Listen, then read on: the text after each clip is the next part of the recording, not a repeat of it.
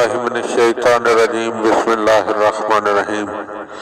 مولا کائنات حضرت امیر المومنین علی ابن ابی طالب علیہ السلام کے مجموعہ کلام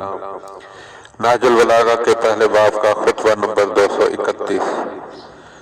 ثعلب یمانی نے ابن قتیبہ سے اور اس نے عبداللہ ابن یزید سے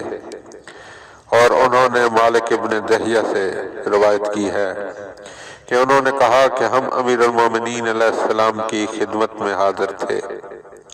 کہ لوگوں کے اختلاف صورت و سیرت کا ذکر چھڑا تو آپ نے فرمایا ان کے مبدأ طینت نے ان میں تفریق پیدا کر دی ہے، اور یہ اس طرح کہ وہ شورازار اور شیریں زمین اور سخت اور نرم مٹی سے پیدا ہوئے ہیں، لہذا وہ زمین کے قرب کے اعتبار سے متفق ہوتے ہیں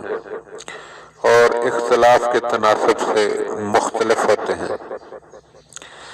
اس پر کبھی ایسا ہوتا ہے کہ پورا خوش شکل انسان عقل میں ناقص اور بلند قامت آدمی پست ہمت ہو جاتا ہے، اور نیکوکار بدصورت اور کوتاہ قامت دور اندیش ہوتا ہے۔ طبعاً نیک شرست کسی بری عادت کو پیچھے لگا لیتا ہے اور پریشان دل والا پراگندہ عقل